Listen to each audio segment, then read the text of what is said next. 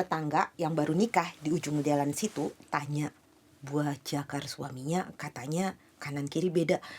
Entah yang kanan atau yang kiri ya, pokoknya salah satunya lebih besar daripada yang satunya lagi. Aneh ya. Punya aku juga gitu kok. Masa iya? Kanan kiri beda. Ah, tidak mungkin. Masa iya sih? Aku nggak percaya. Nah, masalahnya dia takut gara-gara ini tidak bisa punya anak. Ular sanca aja bisa punya anak tanpa pejantan kok. Hah? Masa iya? Kok bisa sih?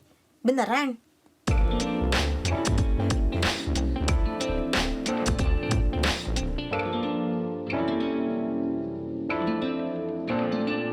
Salam jumpa dalam Nalar Seksualitas. Saya Ayu. Saya Yusufa Muncak. Sebagaimana yang sudah kami janjikan, kini kami akan menjelajahi lebih jauh ledeng cowok. Nah, jika sebelumnya kalian sudah mendapat gambaran arti pentingnya fungsi kandung kemih dan buang air kecil dari ledeng cowok itu, kini kita akan bicara lebih intim tentang hal lain yang dilakukan oleh alat kelamin pria, yaitu sebagai alat reproduksi. Nah, Yu, apa yang kamu pikirkan tentang seks? Bersenang-senang tentunya. Banyak pria yang berpikiran serupa, tapi ada baiknya kita coba berpikir tentang seks sedikit lebih ilmiah. Bosenin dong. Enggak, janji deh, malah bikin penasaran. Dalam khazanah biologis, sebagian besar hewan bereproduksi secara seksual, yang berarti dua individu dalam satu spesies menggabungkan informasi genetik mereka dalam beberapa cara untuk menciptakan individu baru. Kita manusia melakukannya, sebagian besar hewan melakukannya, bahkan tumbuhan pun melakukannya dengan caranya sendiri. Namun, beberapa spesies ada juga yang bereproduksi tanpa melewati proses reproduksi secara seksual, alias aseksual. Oh, saya tahu. Salah satu hewan air misalnya hidra bereproduksi secara aseksual. Keturunannya adalah klon yang persis sama dengan induknya. Benar.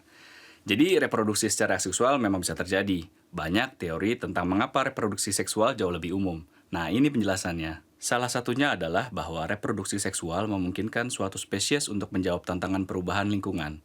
Dilihat dari sudut pandang itu, tujuan dibalik seks adalah menciptakan individu-individu yang unik, dengan karakteristik unik yang mungkin membawa keuntungan di dunia yang terus berubah. Itu cara pandang. Seks mendorong evolusi. Wow, saya pikir kamu ingin menjelaskan sesuatu yang bikin deg-degan tentang betapa asiknya melakukan hubungan seksual. Ya bisa jadi, itu juga sangat menarik ya, setidaknya bagi kita manusia. Tetapi seks sejatinya jauh lebih penting dari sekadar kenikmatan dan kesenangan. Ini adalah hal yang sejak zaman purba menjadi bagian dari kehidupan, bahkan sejak organisme pertama hidup di lumpur. Mari kita luangkan waktu sejenak untuk merenungkannya. Cukup. Saatnya kamu jelasin lagi nih. Aku penasaran nih. Oke, kembali ke topik awal. Ledeng cowok alias Mr. P. Kita jelajahi di balik sistem reproduksi pria, yaitu bagaimana menghasilkan sel-sel reproduksi pria, sperma. Ada di mana itu? Kamu tahu buah zakar? Biji? Ya, di berbagai daerah mungkin menyebutnya berbeda-beda. Tapi dokter menyebut organ ini testis. Manusia jantan, seperti mamalia jantan lainnya, punya dua testis, menggantung di pangkal penis dalam semacam karung keriput yang disebut skrotum. Kembar dong ya. Pada kebanyakan pria, satu testis sedikit lebih besar atau mungkin menggantung sedikit lebih rendah dari yang lain. Baru tahu saya. Aneh dong. Enggak, itu normal, beda kanan kiri. Nah, di testis inilah sperma diproduksi. Banyak sekali sperma. Sel-sel sperma terlihat sedikit seperti kecebong mikroskopis. Dan testis dapat menghasilkan sekitar 1.500 sperma setiap detik. Lebih dari 100 juta sperma dalam satu hari. Sperma tidak langsung keluar begitu saja, butuh waktu berminggu-minggu untuk matang. Sperma yang matang disimpan paling baik pada suhu beberapa derajat lebih dingin dari suhu tubuh. Mengapa sperma yang penting dalam reproduksi ini justru tidak terlindungi dan berada dalam kantong kulit yang tipis, testis? Nah, karena di kantong tipis seperti itu membuat sperma tetap dingin. Menarik kan? Ketika sudah matang, sperma bergerak melalui beberapa saluran panjang yang disebut vas deferens. Saluran-saluran itu muncul di daerah dekat kandung kemih yang dikenal sebagai saluran ejakulasi. Dan pada saat sperma akhirnya tiba di sana, mereka siap beraksi. Ngomong-ngomong, kita sering menggunakan istilah air mani dan sperma. Itu sama? Tidak, air mani yang keluar dari penis selama ejakulasi jauh lebih dari sekedar sperma.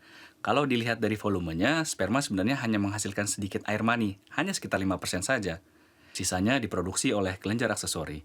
Kelenjar-kelenjar ini termasuk vesicula seminalis, prostat, dan kelenjar bulboretral. Secara keseluruhan, kontribusi mereka membentuk 95% air mani lainnya. Air mani sebagian besar berkumpul di prostat, lalu memasuki uretra tepat sebelum ejakulasi. Uretra adalah tabung yang bermula dari kandung kemih hingga ke ujung penis. Ini juga membawa urin keluar dari tubuh. Itu yang sudah kita pahami di bagian awal soal ledeng cowok ini kan. Tapi bagaimana cara kerjanya penis? Nah, bagian itu harus kita bahas dalam episode tersendiri. Kalau gitu jika kalian mau tahu soal penis, jangan lupa beri tanda suka atau like atau tulis komentar kalian ya. Semoga pemaparan ini membantu kalian untuk lebih memahami sistem ledeng cowok yang merupakan bagian dari tubuh kalian sendiri. Atau pasangan kalian. Penting banget untuk menjaga kesehatan. Simak terus Nalar Seksualitas. Saya Yusuf Pamuncak. Saya Ayu Purwaningsi, terima kasih sudah bersama kami. Sampai jumpa. Tschüss.